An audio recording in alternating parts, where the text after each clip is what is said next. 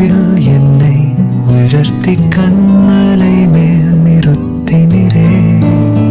மகிமையும் துதியும் உமக்கே செலுத்தி மகிபனை பணிக்கிறோ மாட்சிமையே.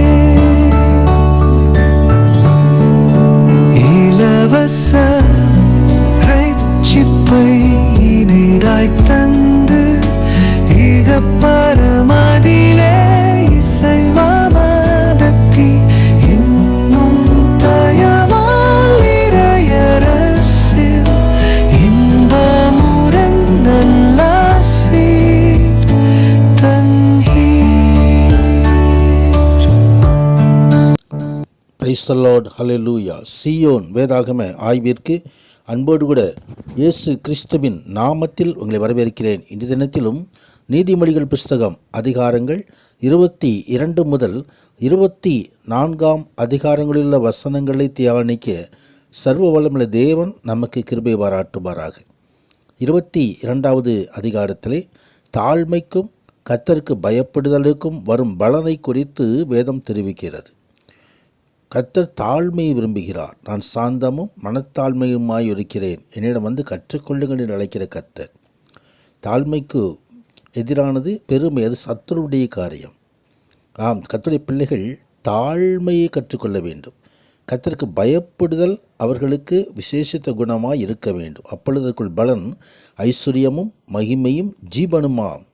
கர்த்தர் ஐஸ்வர்யத்தை தருகிற தேவன். கர்த்தருடைய ஆசீர்வாதம் ஐஸ்வர்யத்தை தரும், அதனோடு கூட வேதனையை கூட்டார். ஆம், கர்த்தர்தாமே ஒருவருக்கும் வேண்டிய பலனை அருளுகிற தேவன். அவர்தாமே ஐஸ்வர்யத்தை தருகிற தேவன். ஞானத்தை கேட்ட சாலமோனுக்கு கேளாத ஐஸ்வர்யத்தையும் ஆண்டவர் கட்டளையிட்டார் என்பதை நாம் அறிந்திருக்கிறோம். கர்த்தர் பரிசுநாமத்திற்கு மகிமை உண்டாவதாக. ஆம், கர்த்தருடைய கண்கள் அதை நோக்கி பார்க்கும். கர்த்தருடைய கண்கள் ஞானத்தை காக்கும். கர்த்தர் பரிசுநாமத்துக்கு மகிமை உண்டாவதாக. தொடர்ந்து ஞானியின் புத்திமதிகளை இந்த பகுதியிலே நாம் பார்க்கிறோம். உன் செவியை சாய்த்து ஞானிகளுடைய வார்த்தைகளை கேட்டு என் போதகத்தை உன் இருதயத்திலே வை, அவைகளை உன் உள்ளத்திலே காத்து அவைகளை உன் உதடுகளில் நிலைத்திருக்க பண்ணும்போது அது இன்பமாயிருக்கும் என்று சொல்லி ஆண்டவர் இந்த காரியங்களை கற்றுத்தருகிறார். சத்திய வார்த்தைகளின் யதார்த்தத்தை நான் உனக்கு தெரிவிக்கும்படி நீ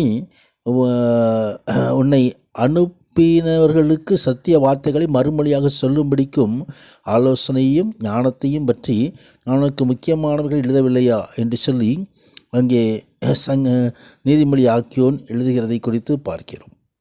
23வது அதிகாரத்தில் ஒரு அதிபதியோடு போஜனத்துக்கு உட்காரும்போது எப்படி இருக்க வேண்டும்? போஜன பிரியனாய் இருக்கக்கூடாது. அதே வேகத்தில் வன்கண்ணுடைய ஆகாரத்தை புசிக்கக்கூடாது. கர்த்தர் பரிசுத்தத்துக்கு மகிமை உண்டாவதாக. எப்படி போஜனத்தை நாம் புசிக்க வேண்டும் என்பதை இந்த அதிகாரம் நமக்கு கற்றுத்தருகிறது. போஜனத்திலே மதுபானம் இருக்கக்கூடாது. மதுபான பிரியரையும் மாம்ச பெருந்தினீரையும் சேராதே என்று சொல்லி அங்கே வேதம் ஆண்டோடைய பிள்ளைகளுக்கு கற்றுத்தருகிறதை குறித்து பார்க்கிறோம். கர்த்தர் பரிசுத்தத்துக்கு மதுபானம் இருக்கும் இடத்திலே தங்கி தரிப்பதற்கும் கலப்புள்ள சாராயத்தை நாடுகிறவர்களுக்கும் எப்படி வேதனைகள் வரும், எப்படி அதன் பாதிப்புகள் வரும் என்பதை வேதம் நமக்கு கற்றுத்தருகிறது. மதுபானம் இரத்த வண்ணமாக இருந்து பாத்திரத்தில் பளபளப்பாய் தோன்றும் போது நீ அதை பாராதே, அது மெதுவாய் இறங்கும், முடிவிலே அது பாம்பை போல கடிக்கும், விரியனை போல தீண்டும் என்பதை வேதம் சுட்டி காட்டி எச்சரிக்கிறது. ஆம், மதுபானத்துக்கு ஒருபோதும் நாம் அதன் அருகே செல்லக்கூடாது, அது கொடியை கெடுத்துவிடும்.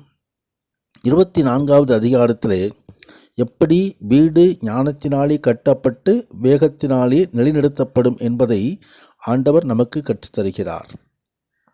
கர்த்தர் பரிசுத்தத்துக்கு மகிமை உண்டாவதாக. ஆம், அவர்தாமே தம் ஞானத்தை தந்து வீட்டை கட்டுகிறவர். கர்த்தருடைய வீட்டையும் கட்டும்படியாக நமக்கு ஞானத்தை அருளுகிற தேவன். கர்த்தர் பரிசுத்தத்துக்கு மகிமை உண்டாவதாக. ஆபத்து காலத்திலே சோர்ந்து போகக்கூடாது என்பதை வேதம் நமக்கு இந்த பகுதியிலே கற்றுத்தருகிறது.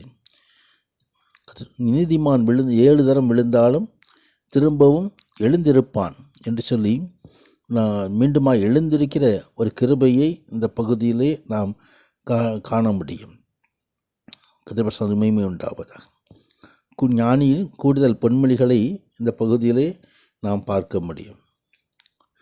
ஞானமுள்ளவர்களின் புத்திமதிகள் என்னவெனில், நியாயத்திலே முகத்தாட்சியம் பண்ணுவது நல்லதல்ல என்று சொல்லி அநேக பொன்மொழிகளை இந்த பகுதியிலே ஆவியானவர் பதித்து வைத்திருக்கிறார். இதை வாசித்து சர்வ வல்லமையுள்ள தேவனுடைய விசேஷ ஆசீர்வாதங்களை சுதந்திரித்துக் கொள்வோம். உன்னதரான தேவன் மகிமையான காரியங்களை செய்தருள்வாராக. பரிசுத்த நாமத்திற்கே மகிமை உண்டாவதாக. ஆமேன், ஆமேன்.